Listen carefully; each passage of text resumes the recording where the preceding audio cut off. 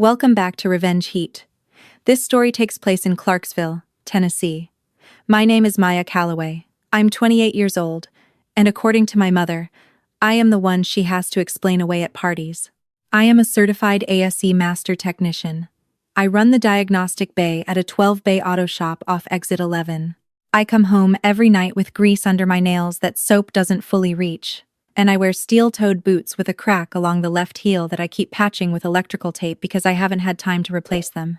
I know how to rebuild a transmission from scratch. I know how to read an engine the way some people read a face. I have pulled families out of the side of the road at midnight in January, and I have never once asked for a thank you.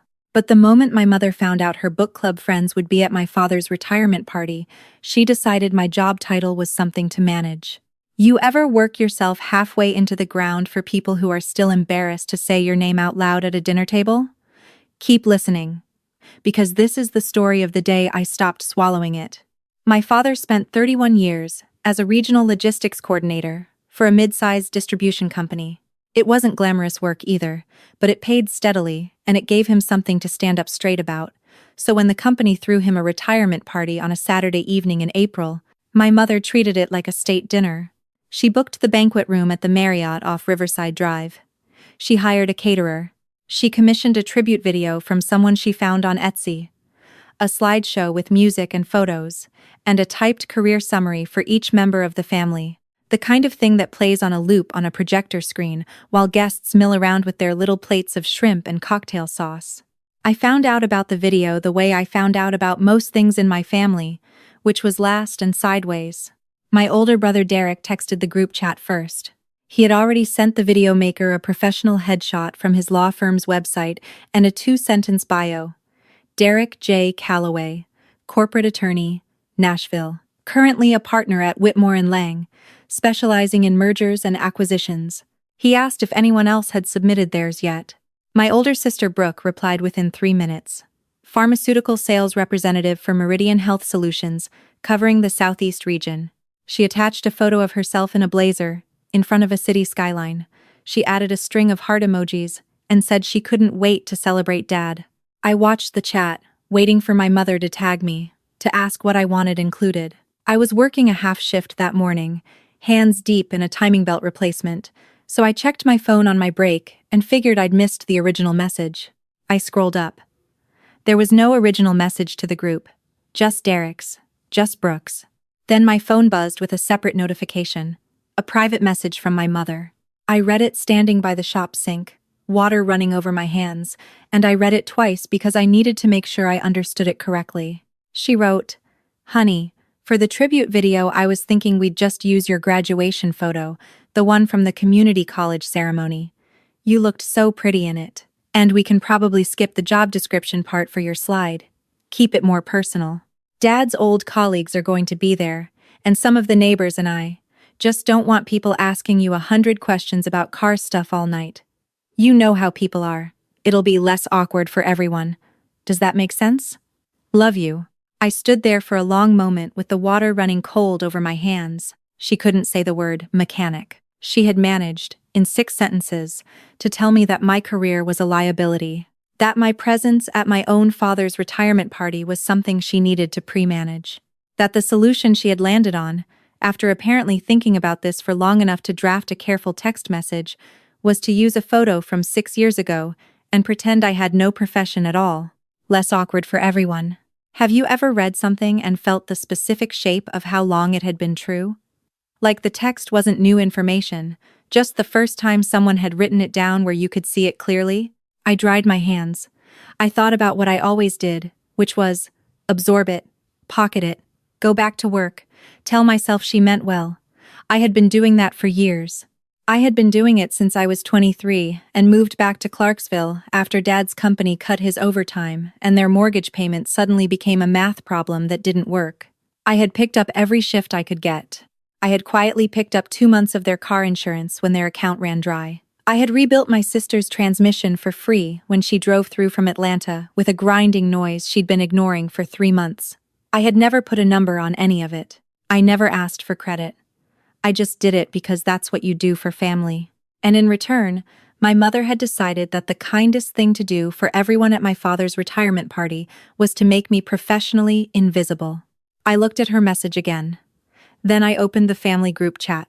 Before I tell you exactly what I typed back and what happened in the next 48 hours, I want to ask you something.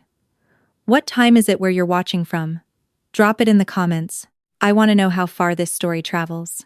I typed slowly because I wanted every word to be correct. I did not want to be emotional. I wanted to be exact. I wrote, "Hey everyone, just catching up on the tribute video. Mom, I'd love to be included the same way Derek and Brooke are. For my slide, Maya Calloway, ASE Master Certified Technician, Diagnostic Bay Lead at Summit Auto on Exit 11. I've been there 5 years, certified for 3. I'm proud of it. You can use any recent photo. I'll send one. Also, since Dad's colleagues will be there, a fun fact they might appreciate. I've kept Mom and Dad's vehicles running out of pocket for the last 4 years, including 2 timing belt replacements, a brake job, and 18 months of their insurance when things were tight. Happy to be in the video alongside everyone else." I hit send and put my phone face down on the workbench and went back to the timing belt. I did not look at my phone for 2 hours. When I finally did, the chat had 43 messages. Derek had written, "Maya, what are you doing? This isn't the time or place." Brooke had written, "Seriously? You're making Dad's party about your feelings?" Then a gap, and then Brooke again. "We're celebrating Dad. Not everything is about you." My mother had not replied to the group, but she had called my cell phone 4 times in the span of 20 minutes. I had been under a hood. I had not heard it. When I called her back, she picked up on the first ring, and her voice was that particular kind of tight I had learned as a child, meant she was managing herself very carefully in order to not say the worst version of what she was thinking. She said, "I cannot believe you put our personal finances in a group text." I said, "I wouldn't have needed to if you'd asked me the same question you asked Derek and Brooke." She said, "I was trying to protect you. You know how people judge." I said, "You were trying to protect yourself. There's a difference." Silence. She said, "Your brother and sister work in professional environments. When people ask what they do, it leads somewhere. When people ask what you do, it leads to a conversation about cars, and I don't know how to." I said, "To a conversation about cars. That's what you're worried about." She said, "Maya." I said, "I fix cars for a living. I'm good at it. I'm certified. I make a real income. Dad drove to 31 years of work in vehicles that I kept running. If that's embarrassing to you, I need to know that clearly." She did not answer that directly. Instead, she said that I had made things very difficult with the text message, and that she hoped I would think about how my father would feel if his retirement party turned into a family argument. I said I wasn't the one who started separating people into categories. She hung up. That night, Derek texted me privately. He said, "Look, I get it. She's difficult. But you blindsided everyone. You could have just talked to her." I typed back. She sent me a private message asking me to erase my job from a family tribute video. I declined publicly because she made the decision publicly. The slide for her doctor's son and her sales rep daughter was already being built. Mine was going to be a graduation photo from 6 years ago with no caption. He didn't respond for a long time. Then he wrote, "That's not great, but still. Maybe next time handle it privately." There it was. Handle it privately. Make it smaller. Make yourself smaller. Keep the family image smooth. Brooke never texted me at all. My father texted me the next morning. Just one line. "I hear there was some drama. You okay, Bug?" He had called me Bug since I was 4 years old. It unraveled something I had been holding together very carefully. I wrote back, "I'm okay, Dad. I love you. I'm really proud of you." He sent back a heart emoji and nothing else, and I did not know what he knew or didn't know or what version of events had been given to him. The party happened on a Saturday. I went. I wore a dress I'd owned for 3 years, and I got there early, and I helped arrange the centerpieces because no one else had shown up yet, and the catering staff was overwhelmed. I stood at the door when the guests came in, and I shook hands and I smiled, and when people asked what I did, I looked them in the eyes and I said, "I run the diagnostic bay at Summit Auto." Some of them nodded politely.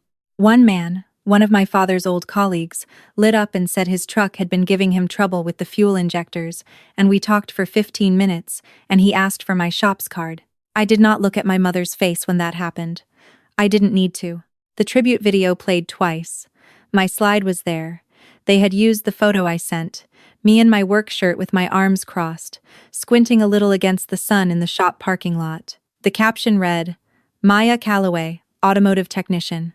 It did not say Master Certified. It did not say Diagnostic Bay Lead. But it was there, and it had my real job on it, and I decided that was enough of a battle for one night. After that evening, something shifted in me in a way I didn't have a word for immediately. It was quieter than anger. It was more like a decision that had been sitting in a drawer for years, and I had finally picked it up and turned it over and understood it was mine to make. I stopped paying their car insurance the following month. I didn't announce it. I didn't send a message. I just stopped setting up the transfer. I had been doing it automatically for so long that I genuinely was not sure they remembered I was the one doing it.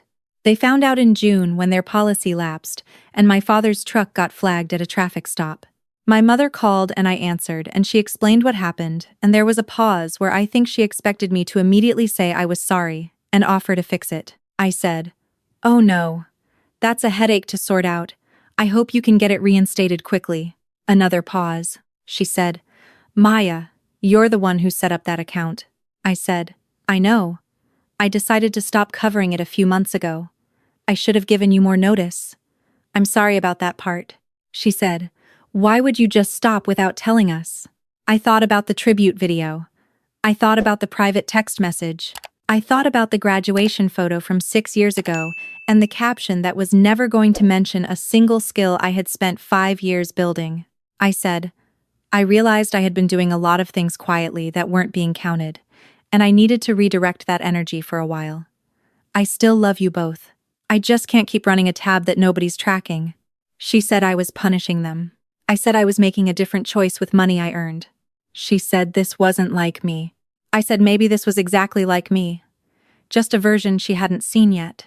We hung up and I sat in my car in the Summit Auto parking lot for a few minutes with the windows down and listened to the sound of the highway. It was a Thursday afternoon in June in Tennessee, which meant it was humid enough to feel like wearing a wet blanket, and somewhere across the lot, one of the junior techs was test driving a minivan with a knock in the engine that I had already diagnosed as a rod-bearing issue and told him twice. I could hear it from where I was parked. My manager at the time, a man named Gary, called me into his office a week later. I thought he was going to bring up scheduling. Instead, he closed the door and slid a paper across the desk and said, "I'm retiring end of August. I want you to take my role. Shop manager. Salary jump. Vendor negotiations. Hiring and training. The whole operation." A year ago, if someone had handed me that news, my first instinct would have been to calculate how my mother would have to react to it. Whether she could finally call it something she was proud of, whether the title would be enough to make it into a tribute video the way Derek's partnership announcement had. Instead, my first thought was, I have been ready for this for 2 years. I said yes before he finished explaining the benefits. I told my coworker and closest friend at the shop, a woman named Deja Watkins, who had been in the trade longer than anyone and had heard every version of my family situation over enough lunch breaks to know it by heart. She hugged me in the break room and said, "Now nobody can accidentally forget to put your name on something." I didn't post about the promotion online. I didn't call my family. I let it be mine for a while. Deja was the one who said I should write something down. She had been following an online community, people from blue-collar backgrounds who wrote about the specific kind of invisible labor that never gets counted, the unpaid mechanical work, the bill covering, the quiet sacrifice that happens without a title attached to it. She said my situation was exactly the kind of thing that community talked about. I had never thought of myself as a writer. But one night in July, after a particularly long closing shift, I sat at my kitchen table with a glass of sweet tea and opened a blank document and started typing. I did not use my real name. I did not name the city. But I described the tribute video situation word for word. I described the private text message. I described standing at that party and telling a stranger about fuel injectors, while my mother stood 10 feet away with an expression I still hadn't fully decoded. I titled the post, She couldn't say the word mechanic at my own father's party. I expected maybe a handful of people to find it. I had no real platform and no following, and I published it at 11:30 on a Tuesday. By Thursday morning, it had over 40,000 views. Comments came in so fast I stopped being able to read them individually. People sharing their own versions. The nurse whose family introduced her as she works at the hospital. The electrician whose mother told guests at a wedding that he was in the construction industry. The woman who had spent 20 years as a diesel mechanic and whose parents had never once told their friends her actual job title. Each comment felt less like a like and more like someone grabbing my hand from across a table and saying, "I know this room too." Deja texted me. "This is you, isn't it? You didn't tell me you could write like that." I sent her back a wrench emoji. Then, something happened that I had not anticipated. My cousin shared the post on her social media without knowing it was mine. She added a caption that said, "Every family has one of these stories. And if you think you don't, you might want to ask the sibling who's never mentioned at dinner parties." My mother's book club friends were in my cousin's social network. I found out when my sister Brooke called me on a Friday night with that voice people use when they're pretending to be calm. She said, "There's a post going around that sounds exactly like your situation. People Mom knows have been sharing it. Did you write it?" I said, "Why would you assume it was me?" She said, "Because it describes a tribute video and a private text message and a shop off a highway exit, Maya." I said, "Then maybe the situation was specific enough that people recognized it." She said, "Mom is upset. People are asking her about it at book club." She said she doesn't understand why you would air family business online. I thought about the group chat message I had sent, about being asked to handle it privately, about how quietly handling things had worked out for me historically. I said, "I didn't use anyone's name. I didn't name the city. I told my own story." She said, "It still reflects on all of us." I said, "Then maybe that's worth sitting with." She went quiet.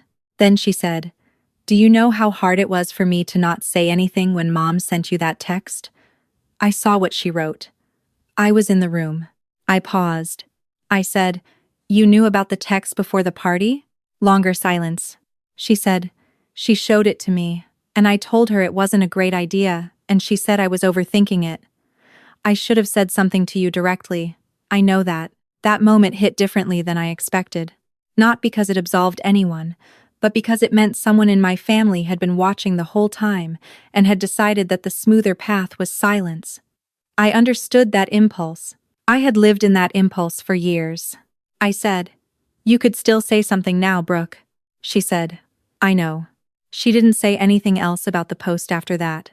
A few weeks later, a regional trade organization invited me to speak at a Women in the Trades luncheon. Not about my family. About the diagnostic work I'd been doing. About pathways into the field for women. I wore my cleanest work shirt and I stood at a podium in a hotel conference room that was not entirely different from the one where my father had retired, and I talked for 20 minutes about torque specs and sensor diagnostics, and why more women should consider the skilled trades as a first choice, not a fallback. Afterward, a woman came up to me, who was maybe in her mid-50s, and she had the posture of someone who had spent a long time not taking up space, and she said, "My daughter wants to go into welding and I've been steering her toward nursing because I thought it would be easier for her. I think I owe her a different conversation." I drove home that evening on the highway with the windows down and thought about my father's colleague and his fuel injector question, and that woman and her daughter, and all the strangers in the comments who had said, "I know this room," too, and I thought about the fact that none of that had happened while I was making myself small. None of it. A few months passed. My mother and I existed in a careful, polite distance. She called on birthdays. I answered. We talked around things the way you walk around furniture in a dark room, aware of every edge without naming it. Then the fall hit, and with it some hard practical realities for my parents. The roof on their house needed work that their home warranty didn't cover. My father's supplemental insurance had a gap they hadn't anticipated. They were not in crisis, but they were stretched. And my mother called to tell me this on a Thursday afternoon in October, in that same careful voice that told me a request was coming at the end of the conversation. She said, "Your brother and sister are dealing with their own expenses right now, and I know things have been complicated between us lately. But you're doing well. and you've always been the practical one. I waited. She said, "We need some help getting through the winter." I had thought about this moment. I had played it out in different versions over the preceding months. In some versions I said yes without hesitation because the people who raised me needed something and I had the means to provide it. In some versions I said no cleanly and let the boundary stand without explanation. In most versions I went back and forth until I had made myself tired. I said, "Mom, I want you to think about something. When Dad's company cut his overtime and things were tight 4 years ago, who helped?" She said, "Maya." I said, "When Brooke's transmission was grinding and she couldn't afford a shop, quote, who fixed it?" She said, "This isn't." I said, "When your insurance lapsed last year, who had been paying it, quietly, for 18 months before I stopped?" Silence. I said, "I have helped this family in every way I knew how to. For years. And I did it without being asked, and without making it a point of pride because I thought that's what family meant. And this past spring, when your book club friends were going to be in a room with me, you sent me a private message asking me to make my career disappear from a tribute video, so you wouldn't have to explain it." I heard her breathing. I said, "I am not going to give you a yes or a no right now. What I am going to say is that Derek is a partner at a law firm, and Brooke covers the Southeast for a pharmaceutical company, and they are capable of stepping up the way I have been stepping up for years. Ask them. If they can't or won't, then we can talk again. But I am not the only one in this family who can write a check." She said, "That's not fair." I said, "No, it isn't, but it's honest." I did not stay on the line to fill the silence after that. I said I loved her, and I hung up. I sat on my couch for a long time afterward. I want to be honest about this part because I think people who tell these stories sometimes skip it. It did not feel like winning. It felt like the particular heaviness of being an adult who loves someone imperfectly and is still not willing to keep disappearing to make them comfortable. Both of those things can be true at the same time. The choice can be right and still cost something. Deja came over that night. I told her everything. She sat across from me on the couch with her hands wrapped around a coffee mug and she listened without interrupting, which is one of the rarest and most useful things one person can do for another. When I was done, she said, "You know what I notice? You stopped waiting for her to see it first." That one landed. My father called me 3 days later. He did not call to relay a message from my mother or to mediate anything. He called and said, "Can I come by the shop this weekend? I want to take you to lunch." I said, "Of course." He showed up Saturday morning in his truck. He had already noticed the crack in my left boot and was carrying a box. He set it on the workbench, and inside was a new pair, the exact brand and model I'd been using, in the right size. He had called the shop earlier in the week and asked one of my guys what I wore. He had never done anything like that before. We ate at the diner on Fort Campbell Boulevard. He ordered the same thing he always ordered. I ordered the same thing I always ordered. And then he set his fork down and he said, "I've been doing some thinking since the spring, about what happened with the video." I waited. He said, "I didn't know about the message your mother sent you until after the party. She told me her version, which was that you had made things difficult in the group chat. That was all I had for a while. But I started putting things together. The insurance, the repair work, your sister's transmission. I asked your mother some direct questions, and she didn't answer them directly." He looked at his coffee cup. He said, "I want you to know that I know what you did for this family. I know what it cost you. And I am not going to pretend I handled any of it the way I should have." I said, "Dad." He said, "Let me finish. I am not good at this. But I am trying to be honest with you. Your work kept us afloat more than once, and I let your mother be the one who communicated with you about it, and I let her manage how the family talked about you, and I should not have done that. That's on me. I had not expected that. I had expected a lot of things from that lunch, but not that specific sentence from my father, delivered in his straightforward logistics coordinator way, like he was reciting something he had drafted and redrafted and then decided to just say plainly. I said, "Thank you. That means a lot to me." He nodded. He picked his fork back up. He said, "That man at the party who asked about fuel injectors. He told me later that you knew exactly what was wrong with his truck and you talked him through 2 things he could monitor himself without even charging him for it." He said, "I brag about that. I want you to know. When people ask me what my daughter does, I say she can rebuild an engine most mechanics won't touch. I've been saying that for years. Maybe I should have made sure you heard me saying it. I did not cry at the diner on Fort Campbell Boulevard on a Saturday afternoon, but it was a close thing. My mother sent a card a few weeks later. It was a neutral card, the kind with a landscape on the front and nothing personal in the printing. Inside, she wrote several sentences that were careful and not quite an apology. She wrote that she had never meant to make me feel less than. She wrote that she had always been proud of me in her way. She wrote that she hoped we could move past this and that family was what mattered in the end. She did not write that she had been wrong. She did not name the text message. She did not say she understood now why I had responded the way I did in the group chat. I put the card in a drawer. Not because I was keeping it as evidence, but because I was not ready to decide what it meant yet. A non-apology is still a form of communication. It tells you something real about the person who sent it. I filed that information carefully and let it settle. Brooke called me in November, and we talked for the first time in months, like actual people. She told me she had looked up ASE Master Technician certification requirements after the party. She said she hadn't realized it was a multi-part examination process. She said, "I think I assumed it was like getting a license. I didn't know it was rigorous." I said, "Most people don't." She said, "Mom still doesn't entirely get it, but I think she's less comfortable about the whole thing than she lets on." People in her circle keep mentioning the article. I said, "Good." She said, "That's kind of dark." I said, "Maybe." But she made a choice about who was worth celebrating in front of people she wanted to impress. She gets to live with the social math of that. Brooke was quiet. She said, "For what it's worth, I'm glad you said something in the group chat. I never would have had the guts." I said, "You could have."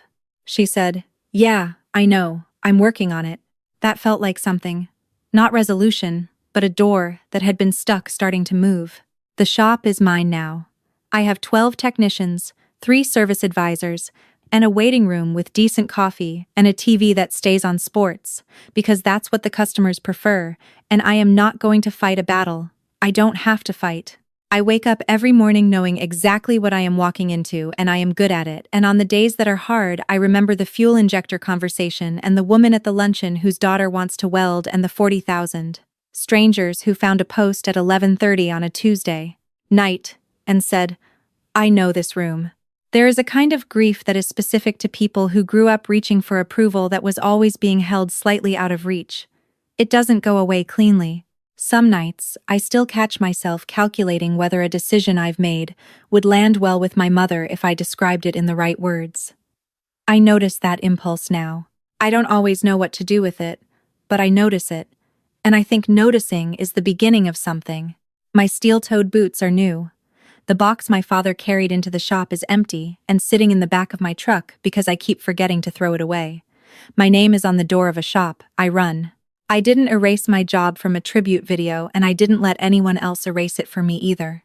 So, if you're the one in your family who gets asked to make yourself smaller at the gatherings, the one whose name gets the careful phrasing, the one they call to fix things quietly and then introduce vaguely at parties, I want you to hear this from someone who has been right in the middle of it. There is a version of your life on the other side of the decision to stop shrinking. It isn't perfect. It's not a clean ending. But it is yours. If you've ever watched someone work very hard to make your job sound like less than it is, tell me in the comments, and tell me where you're watching from. I want to know how far this one travels. All stories on Revenge Heat are original fiction created to explore real emotions, family dynamics, and personal choices. These narratives are crafted to inspire reflection on self-worth, boundaries, and the courage it takes to define success on your own terms. Our goal is never to promote conflict, but to remind you that honest work is never an embarrassment, and that you are allowed to take up the space you have earned.